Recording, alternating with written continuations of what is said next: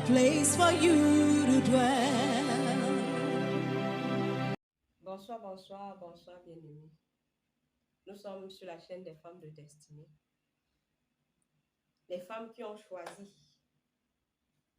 de servir Dieu, de faire de Jésus-Christ la priorité dans leur vie. Et nous venons aujourd'hui avec une question, toujours par rapport au mariage. Aujourd'hui, nous allons encore parler d'un aspect du mariage. La question c'est, quelle est la motivation pour laquelle tu veux te marier? Toi qui n'es pas encore marié, quelle est la raison? Pourquoi est-ce que tu veux te marier? Toi qui es déjà marié, quelle est la raison pour laquelle tu as épousé cet homme? Quelle est la raison pour laquelle tu as épousé cette femme? Parce que, bien aimé, tu peux faire la bonne chose, mais avec la mauvaise motivation. Tu peux faire la bonne chose, une bonne chose avec une mauvaise motivation. Tu peux être là, tu aspires au mariage, mais les motivations ne sont pas bonnes. Les raisons pour lesquelles tu veux te marier ne glorifient pas Dieu. Si tu entres dans le mariage avec une mauvaise motivation, ça risque de te coûter. Ça risque d'affecter ton mariage. Ça risque d'influencer dans le mariage. Et demain, tu vas te retrouver en train de penser même à divorcer. Pourquoi? Parce que au départ, les motivations n'étaient pas bonnes. Au départ, ce qui t'a motivé n'était pas bon. Donc, c'est pour ça que nous venons aujourd'hui avec cette question. Et ma prière, c'est que tu sois vrai et sincère. Que tu puisses trouver dans ton cœur la motivation pour laquelle tu veux te marier. La raison pour laquelle tu t'es marié. Donc, sois vrai. Quelle est la raison pour laquelle tu t'es marié? Quelle est la raison pour laquelle tu veux te marier? Tu peux te marier parce que tu veux avoir des enfants. Tu peux te marier parce que tu as vu que cet homme a beaucoup d'argent. Parce que tu as vu que cette femme a beaucoup d'argent. Tu peux te marier parce que tes parents te mettent la pression. Peux te marier parce que la société te met la pression. Parce qu'autour de toi, tes camarades sont déjà mariés. Tes amis sont déjà mariés. Tu peux te marier parce que tu veux aussi vivre le mariage comme tu as vu l'autre faire dans son foyer. Ah oui, oui. Il y a des gens qui se marient, qui aspirent au mariage, qui crient, ils veulent se marier. Peut-être parce qu'on veut avoir un mariage qui est comme celui du leader. On veut avoir un mariage qui est comme celui de tel frère, comme celui de telle sœur. Bien aimé, ce n'est pas une bonne motivation. Et ça risque de te coûter cher. Ça risque de te coûter cher. Si tu te maries parce que tu veux avoir des enfants, et que cette femme arrive à la maison, elle n'arrive pas à concevoir. Cet homme arrive à la maison, il n'arrive pas à te donner un enfant. Tu vas faire comment? Tu vas divorcer. Tu vas commencer à regarder ailleurs. Imagine un peu. Si tu te maries parce que tu as besoin, tu veux quelqu'un qui va sortir ta famille de la pauvreté. Peut-être tu rencontres un homme qui a beaucoup d'argent. Et arrivé, cet argent fini, tu vas faire comment? La pauvreté là va seulement venir habiter chez toi maintenant. Si tu te maries parce que ta famille te met la pression, il faut que tu te maries. Et tu fais un mauvais choix. Tu arrives, ça ne marche pas, tu vas faire comment? Tu arrives, le mariage ne tient pas, tu vas faire comment? Bien-aimé, quelle est la raison pour laquelle tu veux te marier? Pose-toi cette question. Regarde au fond de toi. Regarde tes motivations. Est-ce que tu veux te marier pour de bonnes motivations? Est-ce que tu veux te marier parce que tu sens que tu es prêt à tenir un foyer?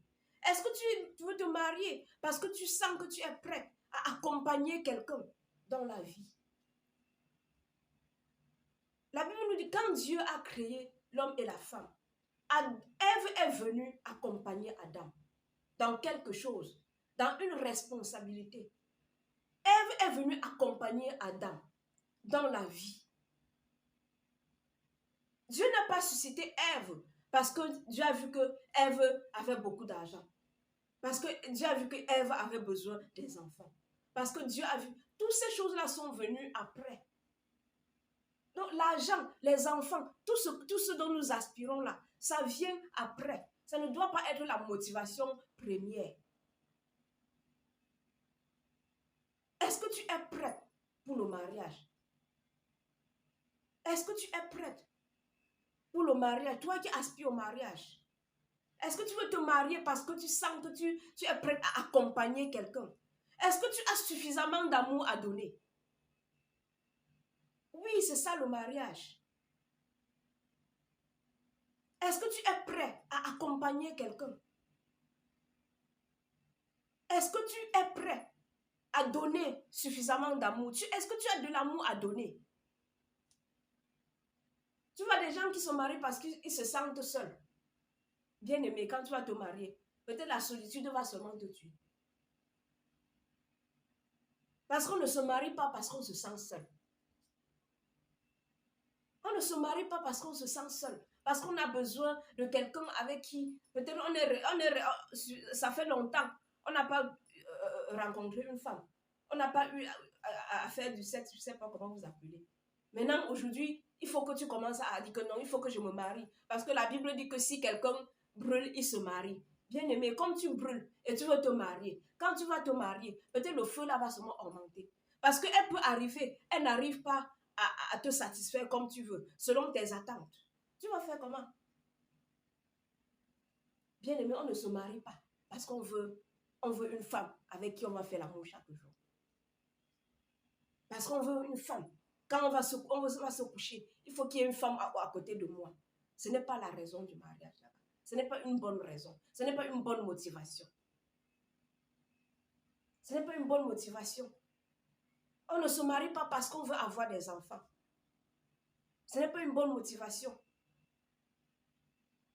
Va demander à Anne. Si Anne s'était mariée parce qu'elle voulait automatiquement avoir des enfants, elle ne devait même pas avoir l'énergie pour aller devant Dieu prier pour que Dieu lui donne un enfant. Elle ne devait même pas avoir cette énergie-là. Si Esther s'était mariée parce qu'elle a vu que le roi avait beaucoup d'argent, elle devait faire comment? Quand il fallait prendre les décisions et aller vers le roi. Elle devait commencer à dire que non, la fête, là, je ne veux pas que mon mariage finisse. Parce que le type, s'il a tellement d'argent, si mon mariage finit là, ma famille va faire comment? C'est moi qui m'occupe de ma famille. C'est moi qui fais ceci. C'est moi qui fais tout à ma famille. Si elle pensait à tout ça, bien aimé, elle devait faire comment? Pour prendre les bonnes décisions. Donc, ce que nous sommes en train de dire, c'est que si tes motivations ne sont pas bonnes, tu ne pourras pas prendre les bonnes décisions dans le foyer. Tu ne pourras pas prendre les bonnes décisions. Il y a de quoi on va te faire le chantage chaque jour. Parce qu'on sait que tu es venu parce que tu voulais de l'argent. On sait que tu es là parce que tu as vu de l'argent. Bien aimé. C'est pour ça qu'on te fait le chantage chaque jour. Que tu sois un homme, que tu sois une femme. C'est pour ça qu'on te fait le chantage. Parce que la femme là a vu que tu es venu parce que tu avais besoin de son argent. C'est pour ça qu'elle te fait le chantage. C'est pour ça que cet homme te fait le chantage. Oui. Quelle est la motivation pour laquelle tu es ancré dans ce foyer? Tu es ancré pourquoi? Parce que tu voulais des enfants? Il y a de quoi? Si tu voulais seulement avoir des enfants, c'est que quand elle va faire 5 ans sans accoucher, tu vas commencer à aller chercher la soeur qui est à côté. Tu vas commencer à chercher des raisons. Elle ne me fait pas ceci, elle ne me fait pas cela. Et aujourd'hui, on donne des raisons parce que on ne veut pas dire la vraie motivation. On donne des fausses raisons. Elle ne me fait pas ceci, elle est têtue, elle n'est pas soumise. Au fond de toi, tu sais que tu voulais un enfant. Et comme elle n'arrive pas à t'en donner, il faut que tu trouves une raison pour chercher ailleurs. Bien-aimé, va. Va ailleurs. Parce que tu es venu pour l'enfant. Tu es venu parce que tu cherchais un enfant. Tu es venu parce que ta famille t'avait tellement mis la pression. Il te fallait un homme. Il te fallait une femme. Il te fallait une femme. Ça fait que tu n'as même plus le temps de prier pour savoir si la femme-là, c'est celle que Dieu veut pour toi ou pas. Tu n'as même pas besoin que Dieu intervienne dans ton mariage parce que ta famille a déjà décidé. Ta famille a déjà dit que c'est la femme-là. Comme tu as pris la femme que ta famille t'a donnée, bien aimé, du courage. Mais assume. Ne cherche pas les fausses raisons. Assume. Assume ton choix. Assume ton choix jusqu'au bout. Des fausses motivations, les mauvaises motivations. Aujourd'hui, les foyers sont tourmentés. Une des raisons, c'est parce que les motivations ne sont pas bonnes. Les motivations dès le départ n'étaient pas bonnes. Oui. Bien-aimé, regarde au fond de toi. Regarde à ton cœur, sonde ton cœur. Regarde à ton cœur. Qu'est-ce qui t'a motivé à entrer dans ce foyer? Qu'est-ce qui t'a poussé à entrer dans ce foyer? C'est parce que le prophète a dit que c'est lui ton mari? C'est parce que le pasteur a dit que c'est un frère qui est gentil, c'est un frère qui est serviable, et il faut deux sœurs, il faut une autre sœur serviable pour se mettre ensemble avec lui. Et tu es allé. Parce qu'on t'a dit que c'est un frère qui est serviable, c'est un frère qui est gentil, c'est un frère qui aime Dieu. Maintenant, tes yeux s'ouvrent. Maintenant, tu vois que, comme tu disais qu'il aime Dieu là, cet amour n'est pas autant vrai. Oui. Quand il commence à te faire des misères, bien-aimé, quelles sont tes motivations? Qu'est-ce qui t'a motivé à entrer dans ce foyer? Qu'est-ce qui te motive à aspirer, à dire que tu veux te marier? Qu'est-ce qui te motive? Est-ce que tu es prête à bâtir un foyer? Est-ce que tu sens que tu es prête à porter un foyer? Est-ce que tu sens que tu es prête à donner l'amour? Est-ce que tu as d'abord suffisamment d'amour pour toi-même? Est-ce que tu t'aimes même déjà suffisamment pour aspirer au mariage? Pour dire que non, il faut que je me marie. Parce que bien aimé, comme tu aspires au mariage là, comme tu veux te marier là, ça ne sera pas toujours comme tu veux. Est-ce que tu es prête à pardonner? Est-ce que tu es prête à pardonner? Est-ce que tu t'es même déjà pardonné suffisamment pour aller vers quelqu'un qu'il faut chaque jour que si tu dis mon mari, je te pardonne, ma femme, je te pardonne? Est-ce que tu es guéri dans ton cœur? Les blessures du passé. Bien-aimé, sonde tes motivations, regarde-toi. Ne cours pas seulement, tu dis qu'il faut que tu te maries. Je veux me marier, j'ai déjà l'âge de me marier. Tu as déjà l'âge de me marier, de te marier. Mais est-ce que tu peux porter le mariage? Est-ce que tu peux porter le mariage? Est-ce que tu peux supporter le poids du mariage? Donc, bien-aimé, je t'encourage. Regarde tes motivations. Regarde tes motivations. Toi qui es déjà dans le foyer, regarde tes motivations. Pourquoi est-ce que tu t'es marié? Toi dont le foyer bascule, regarde tes motivations. Avec Dieu, tu peux encore arranger. Avec Dieu, tu peux encore arranger. Dieu peut changer ta mentalité. Dieu peut changer ta mentalité.